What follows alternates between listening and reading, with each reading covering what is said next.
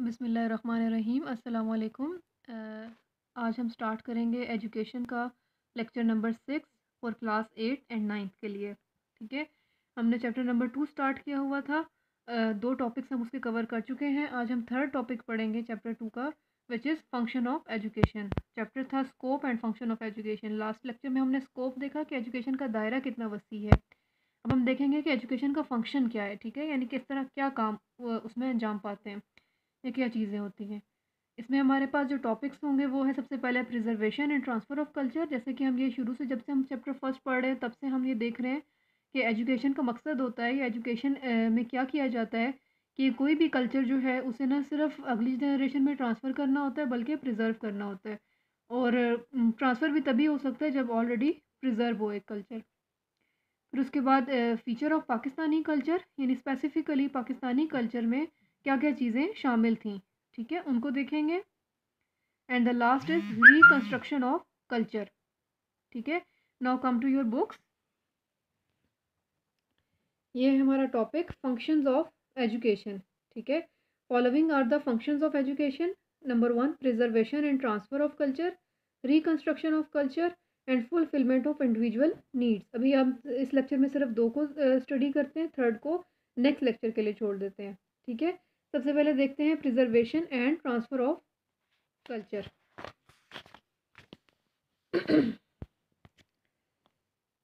ये है हमारे पास preservation and transfer of culture. ठीक है, स्टार्ट करते हैं। Culture is define the sum total of the higher achievement of group life और the human products made by a particular group of people living in a specific area at a particular period of time.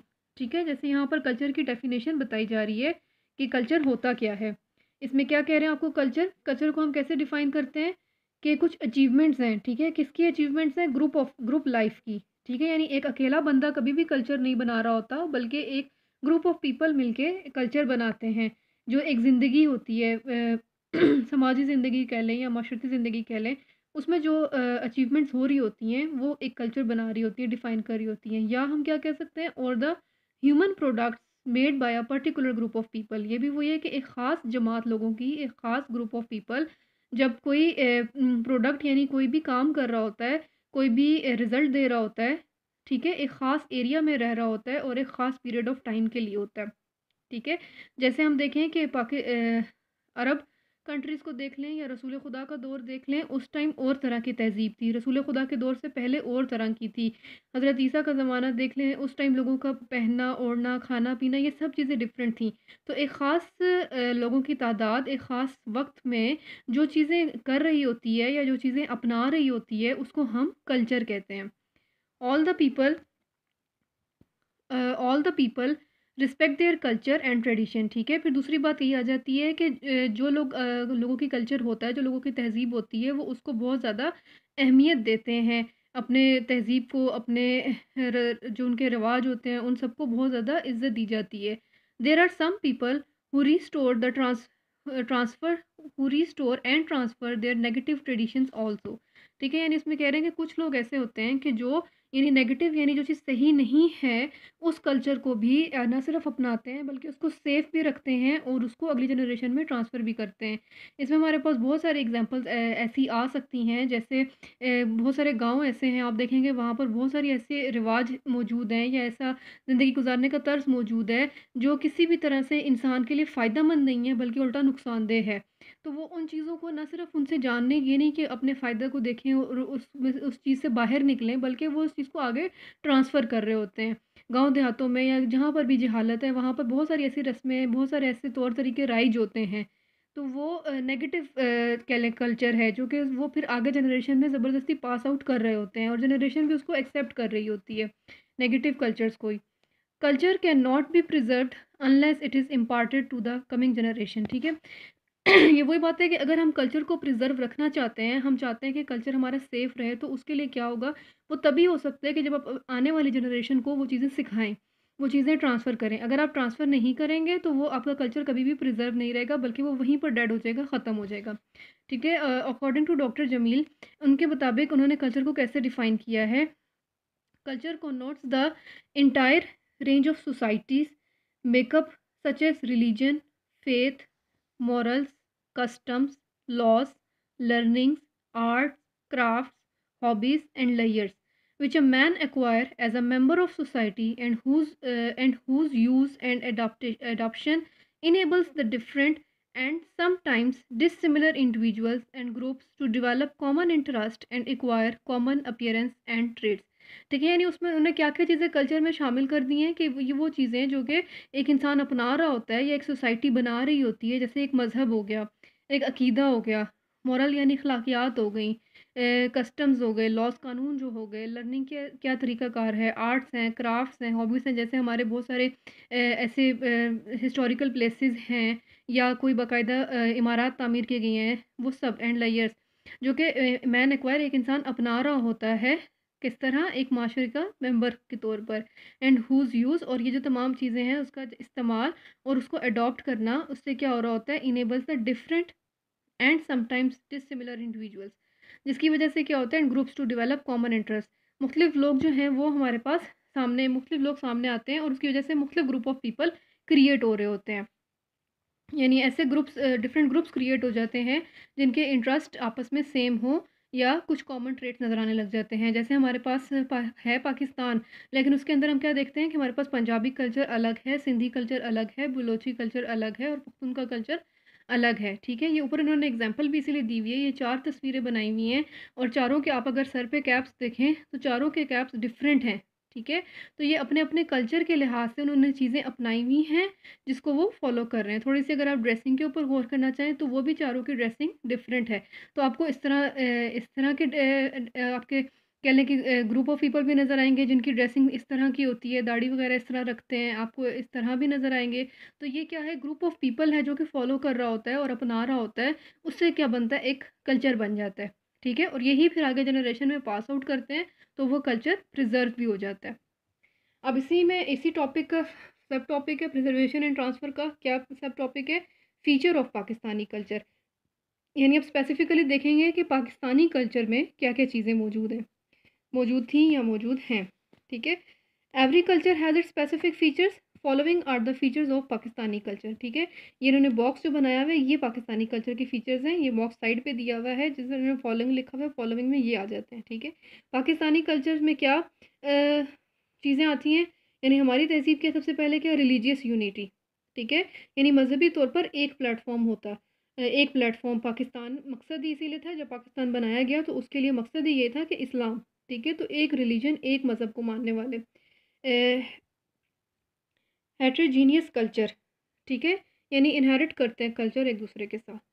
उसके बाद क्या, simple marriage pattern, ये भी आपको पता है कि सादा तर्ज यानी शादी का जो एक रिवाज होता था वो सादा होता था।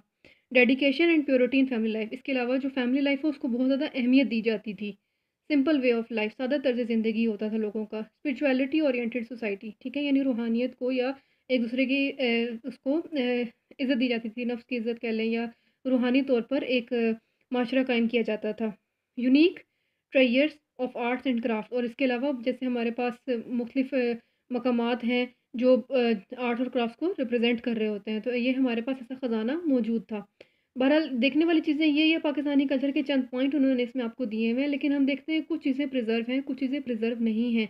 जो चीज़ें प्रिजर्व नहीं हैं उसकी वजह यही है कि जनरेशन को, अगली जनरेशन को ट्रांसफ़र नहीं की गई, जिसकी वजह से वो कल्चर का हिस्सा जो है वो ख़त्म होता चला गया।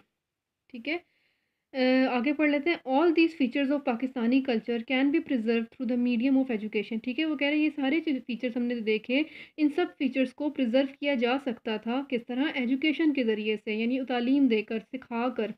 इन the ancient times parents transmitted culture to their future generation, जैसे अभी हमने बात की कि पुराने ज़मानों में क्या होता था कि उस कल्चर को आगे ट्रांसफ़र किया जाता था, सिखाया जाता था। The son learn skill from their father, बेटा जो है वो बाप से सीखता था, while the mother train their daughter in household affairs, और जो माँ थी वो बेटियों को सिखाती थी।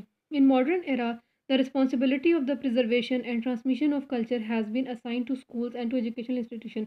लेकिन आज के दौर में क्या है कि घरों में चीज़ें तरबियत नहीं दी जा रही होती, घरों में कल्चर नहीं दिया जा रहा होता, बल्कि स्कूल के या इदारों के हवाले किया जाता है अपने बच्चे को कि वहाँ से उसको सिखाया जाए, उसको लर्न कराया जाए। तो educational objectives are set up in a way that education could be a means of the preservation of culture. जैसे हम जानते हैं कि पहले ज़माने में ये स्कूल, कॉलेजेस, यूनिवर्सिटीज़ बहुत कम थी, और बहुत पीछे चले जाएँ तो ये इदारे बहुत ज़्यादा कम थे। तो वहाँ पर जो लर्निंग प्रोसेस होता था वो घरों में ही होता था। जैसे उन्होंने बताया कि बेटा बाप से सीख रहा है, बेटी माँ से सीख रही है। लेकिन अब आज के दौर में जितने ज़्यादा इदारे मौजूद हैं, स्कूल, कॉलेज, यूनिवर्सिटीज़, तो उतना ही ज़्यादा एजुकेशन के ऊपर ज़िम्मेदारी आ जाती है कि वो ऐसे ऑब्जेक्टिव्स, ऐसे मकासद पहले सेट करे और फिर उनको आगे ट्रांसफ़र करे, जिसकी वजह से कल्चर प्रिजर्व रह सके। आगे देख लेते हैं, certain teaching pedagogies and content is adopted to preserve culture. ठीक है, यानी कुछ खास तरीके अपनाए जा सकते हैं जिसकी वजह से कल्चर को प्रिजर्व रखा जा सके। If education does not preserve culture, the social identity gets effaced. ठीक है, यानी अगर एजुकेशन अब इसकी ज़िम्मेदारी नहीं लेगी कल्चर को प्रिजर्व करने की या कल्चर को ट्रांसफ़र करने की, तो उसकी वजह से क्या होगा कि सोशल आइडेंटिटी, यानी जो एक हमारी माशरती तौर पर एक पहचान थी कि ये पाकिस्तान है, ये पाकिस्तानी माशरा है, या ये मुस्लिम कंट्री है, मुस्लिम माशरा है, तो वो बाकी नहीं रहेगी, वो चेंज होने लग जाएगी, आइडेंटिटी ख़त्म हो जाएगी। आगे क्या है, रिकंस्ट्रक्शन ऑफ कल्चर। जिस तरह ट्रांसफ़र ऑफ कल्चर है, इसी तरह रिकंस्ट्रक्शन ऑफ कल्चर भी ज़रूरी है कि अगर आपका कल्चर डेड हो चुका है या आपका कल्चर ट्रांसफ़र नहीं हो पाया, तो अब आप उसको दोबारा से रिकंस्ट्रक्ट करें। ठीक है, दोबारा से बनाएं। अब इसमें क्या कह रहे हैं, education not only preserve cultures but also reconstructed. ठीक है, यानी एजुकेशन का मकसद सिर्फ ये नहीं है कि कल्चर को महफूज करे, बल्कि जहाँ पर देख रहे हैं कि वो डेड हो चुका है या जो चीज़ें ख़त्म हो चुकी हैं उनको दोबारा से रिकंस्ट्रक्ट करें। Education transmits culture to the future generation after purification. ठीक है, यानी एजुकेशन किस तरह होनी चाहिए, यानी तालीम किस तरह दी जाए कि वही बात है कि जैसे हमने देखा कि नेगेटिव कल्चर भी ट्रांसफ़र हो रहे होते हैं। तो तालीम देने का मकसद ही ये है कि वो चीज़ें आगे लाई जाएँ अपनी प्रीवियस जनरेशन से, पास्ट लोगों से, कि जो कि साफ़ हों, जो कि ज़रूरी हों या जो कि फ़ायदेमंद हों। तो एजुकेशन ट्रांसफ़र कैसे करती है कल्चर को प्यूरीफाई करने के बाद, यानी सही पॉजिटिव मोरल वैल्यूज़, सही जो माशरे के लिए फ्रूटफुल हेल्दी चीज़ें, उनको ट्रांसफ़र कर रही होती है। इट रिकंस्ट्रक्ट सोशल लाइफ, जिसकी वजह से क्या है कि एक नई माशरती ज़िंदगी बन रही होती है। अगर आप हमने अपने पहला पुराना माशरा देखा, उसमें देखा भी कुछ चीज़ें गलत थीं जो कि नुकसानदेह थीं बच्चों के लिए या बड़ों के लिए, तो उस चीज़ को ख़त्म किया गया, और जब दोबारा से कल्चर को बनाया गया तो प्योरीफाई करके एक अच्छा कल्चर सामने लाया गया। Culture is not a stagnant entity. वो कह रहे हैं कल्चर एक ऐसी चीज़ नहीं है जो जामिद हो। ठीक है, स्टैग्नेंट यानी हमारे पास इसका मतलब है कि जिसको जो जामिद हो, जो हिले ना, बल्कि वो ऑटोमेटिकली काम कर रहा होता है। It always keeps altering, keeping itself इन। ठीक है, यानी वो हमेशा चेंज हो रहा होता है, बदल रहा होता है, उसके अंदर कोई ना कोई तब्दीलियाँ आ रही होती हैं in harmony with the ever changing tempo of time. ठीक है, यानी जैसे जैसे वक्त बदल रहा होता है तो कल्चर भी अपने आप को चेंज कर रहा होता है, क्योंकि लोगों की अडॉप्शन या लोगों का उसको कबूल करने का एक तर्ज मुख्तलिफ हो रहा होता है, जिसकी वजह से कल्चर ऑटोमेटिकली डिस्टर्ब कह लें कि उसके अंदर अल्ट्रेशन नज़र आ रही होती हैं। There is nothing commendable, sorry यहाँ पर है, modern innovations are the major source of the reconstruction of culture. ठीक है, यानी जैसे जैसे दौर बदल रहा है, नई नई चीज़ें आ रही हैं, उसकी वजह से रिकंस्ट्रक्शन ऑफ कल्चर ज़रूरी है और उसी वजह से रिकंस्ट्रक्शन हो रही होती है। There is nothing commendable to remain adamant to the past rites. ठीक है, इसमें क्या कह रहे हैं कि यानी इसमें ये कोई अच्छी चीज़ नहीं है कि अगर हम जो हमारे पास सिर्फ पास्ट में जो चीज़ें थी सिर्फ उन्हीं को हम काबिल सताइश समझें, बल्कि आगे नहीं आने वाली चीज़ों को भी एक्सेप्ट करना ज़रूरी हो जाता है। One should always try to amend things positively, यानी हमें स्टबर्न नहीं होना चाहिए, बल्कि जो भी पॉजिटिव चेंज होते हैं उनको अपनाना भी चाहिए और उनको लाना भी चाहिए। Love for change is natural to man, यानी इंसान के अंदर ये तब्दीली को पसंद करता है वो, कि जो भी चेंज हो उसको वो नेचुरली पसंद करता है। The love for change is the basis of reconstruction of culture, यानी वो कह रहे हैं ये जो इंसान के अंदर फितरी तौर पर मौजूद है कि वो चेंज को पसंद करता है, इसी वजह से कल्चर जो है वो रिकंस्ट्रक्ट हो पा रहे होते हैं। Education reconstruct culture. ठीक है, जैसे हमने बताया जॉन डेवी, हमने इसकी डेफिनेशन पढ़ी थी कि एजुकेशन को कैसे डिफाइन करते हैं। John Dewey defines education as a process of the reconstruction of the total body of life. ठीक है, जैसे हमने कहा था प्योरीफिकेशन ऑफ लाइफ, यानी ज़िंदगी को मुकम्मल तौर से बदलने का नाम है एजुकेशन, कि जो आपके अंदर गलत नेगेटिविटीज़ थी या जो भी चीज़ें आप के अंदर मौजूद थी, उन सबको वो हिला देती है और आपको एक नई लाइफ देती है, अगर आप सही तरीके से एजुकेशन को हासिल कर रहे हैं, उसके ऑब्जेक्टिव्स को सामने रखा हुआ है। Islam is also system of education that was based on reconstruction of culture. ठीक है, इस्लाम भी यही है कि रिकंस्ट्रक्शन ऑफ कल्चर को पसंद करता है और उसी के ऊपर बेस करता है। The holy prophet abolished the old traditions and reconstructed life in a way that Islam become a beacon of light in every discipline of life. ठीक है, इसमें रसूल खुदा की भी एग्जांपल दे रहे हैं, बता रहे हैं कि उन सबसे पहले उन्होंने ही जो पुराना कल्चर था उसको ख़त्म किया, पुरानी तहजीब को ख़त्म किया और एक इस्लामी तहजीब, इस्लामी कल्चर लेकर आए। और इतना मजबूत वो कल्चर था कि बिल्कुल एक बीकन ऑफ लाइट यानी एक नुमाया कह लें, पिलर की तरह जो है वो सामने आया ज़िंदगियों में लोगों के। जैसे हम जानते हैं कि जो अरब की तहज़ीब थी उसमें बहुत ज़्यादा जहालत थी, बहुत ज़्यादा औरतों के हकूक़ का ख़्याल नहीं रखा जाता था, या बच्चों का या बड़ों का, गरीब का या मुलाजिम का, या किसी भी तरह के उनका रस्म और रिवाज या उनका रहन सहन बहुत ज़्यादा जाहिलाना था। तो उस ट्रेडिशन को रसूल खुदा ने ख़त्म किया और एक नया ट्रेडिशन यानी उन्होंने भी एक कल्चर को रिकन्स्ट्रक्ट किया। Today we are in dire need that our system of education must take a constructive view of our culture and then reconstruct to the demands of the day। ठीक है, यानी इसमें क्या कह रहे हैं कि अब आज के दौर में हमें भी यानी पिंगा पाकिस्तानी हमें भी ज़रूरत है कि हम अपने कल्चर को रिकन्स्ट्रक्ट करें। डायर नीड यानी बहुत सख्त किस्म की ज़रूरत है इस बात की, क्योंकि हमारा कल्चर यूरोप को फॉलो करने लग गया है, या इस्लामिक कल्चर भी एग्जैक्ट फॉलो नहीं हो रहा, वो भी ज़्यादा कह लें एक्सट्रीमिज़म की तरफ जा रहे हैं। तो जो पाकिस्तानी कल्चर था उसको वापस बहाल करना बहुत ज़्यादा ज़रूरी हो गया, और वो काम कैसे हो सकता है, सिर्फ एजुकेशन के थ्रू हो सकता है। ठीक है, आगे लास्ट हमारा फंक्शन है फुलफिलमेंट ऑफ इंडिविजुअल नीड्स। ये इंशाल्लाह नेक्स्ट लेक्चर में करेंगे, क्योंकि इसके साथ ही फिर हम एक्सरसाइज को भी कंप्लीट करेंगे। तो आज के लेक्चर के लिए आई थिंक इतना काफ़ी है। इसमें से आपके लिए कुछ थोड़े बहुत क्वेश्चंस हैं, वो देख लें, आप इजीली इन आंसर्स को फाइंड कर सकेंगे। ये है सबसे पहले नंबर 1 है डिफाइन कल्चर, जैसा कि हमने उसमें डेफिनेशन पढ़ ली कि कल्चर होता क्या है। नंबर 2 है how we can preserve the culture.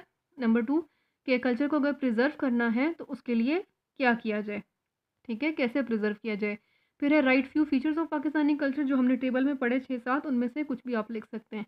और लास्ट है how culture can B reconstructed.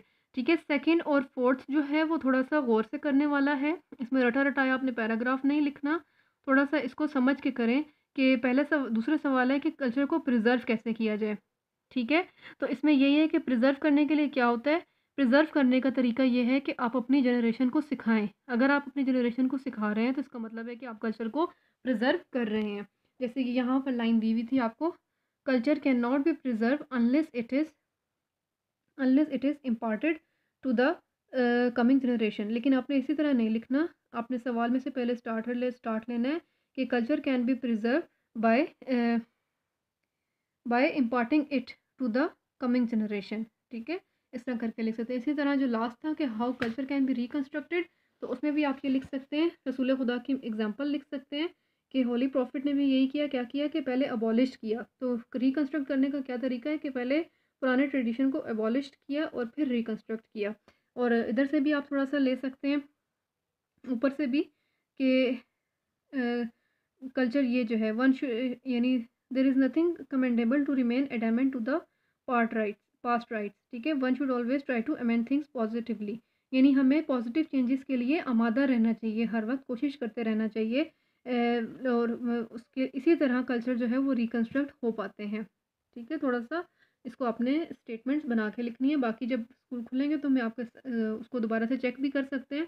कुछ अगर स्टेटमेंट ऐड करनी हुई या निकालनी हुई तो उसको हम easily उस टाइम भी कर सकते हैं। Hope you get the lecture. Now we will इंशाल्लाह meet in the next lecture. Stay home and stay safe. अल्लाह हाफिज़।